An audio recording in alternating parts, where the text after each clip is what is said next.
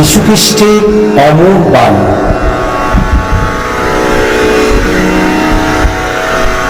তোমরা যেমন চাও যে লোকে তোমাদের প্রতি করে, তোমরাও তেমনি তাদের প্রতি করবে।